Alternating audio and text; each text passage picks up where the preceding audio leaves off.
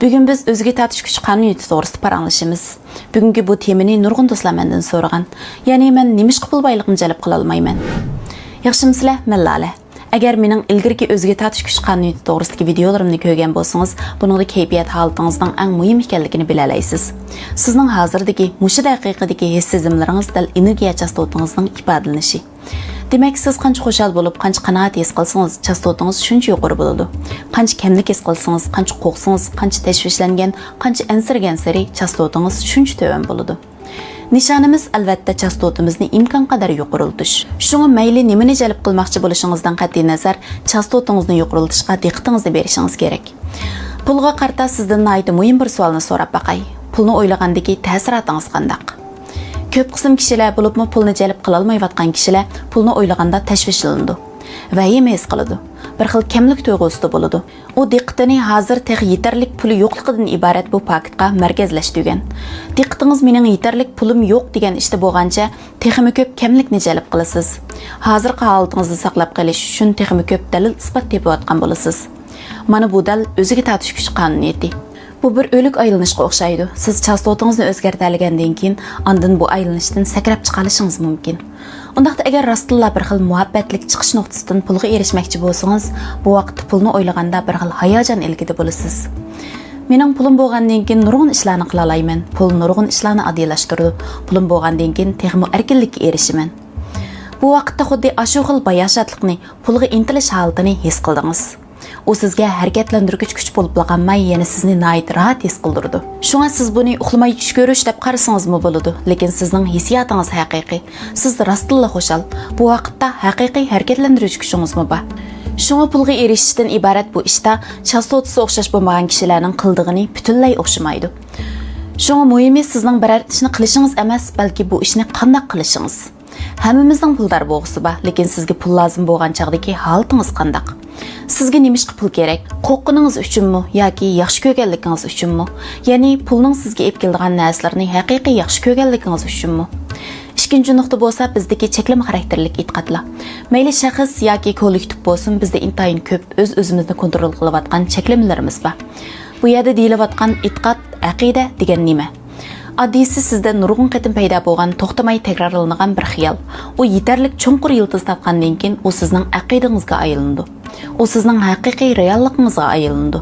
Masalan, pul barliq baloyi ofatning manbasi. Pul tepish nihoyat jaboliq bir ish.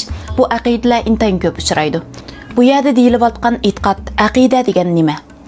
Oddiysi sizda nurg'un qatim paydo bo'lgan, to'xtamay takrorlanadigan bir xiyol. U yetarlik cho'nqur yildiz topgandan keyin u sizning aqidangizga aylandi. U sizning haqiqiy realligingizga aylandi. Masalan, pul barliq baloyi ofatning manbasi. Pul tepish nihoyat jaboliq bir ish. Bu aqidalar intayin ko'p uchraydi.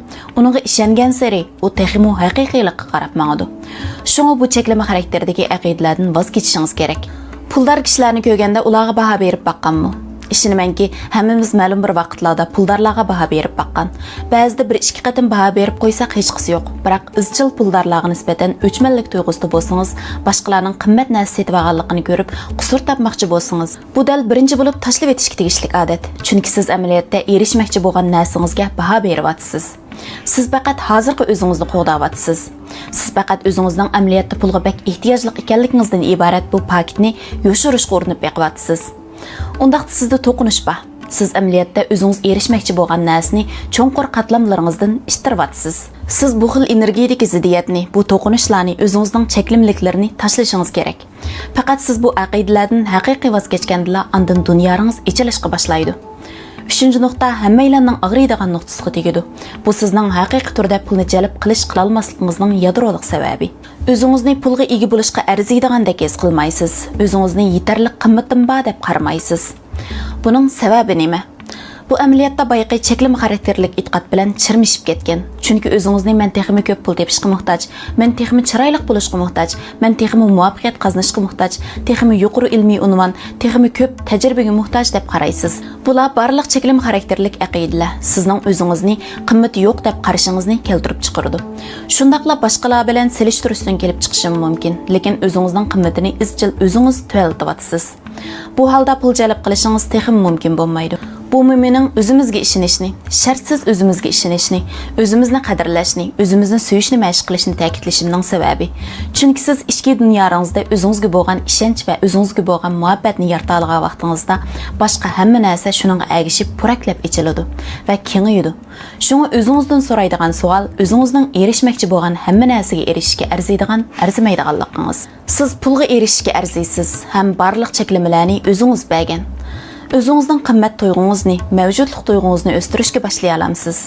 O'zingizga haqiqiy ishonishga boshlaganda pul cho'qim keladi. Siz o'zingizdan zot nima pulga ehtiyojingiz borligini so'rang. Siz kamlik tuyg'usidimi yoki bayashotlikdimi? Hozir bayashotlikni his qila olamsiz. Pulning sizga olib keladigan shu xushallikni tasavvur qila olamsiz. Siz cho'qim barliq cheklama xarakterlik e'tiqodlaringizni gumron qilishingiz kerak. Bu ichki darslarni yaxshi ishlagandan keyin hamma narsa tabiiy, ozoda bo'lib ketadi. Bugungi videoni yoqtirishingizni umid qilaman. Biz kelar sonda ko'rishaylik. Xayr xo'sh.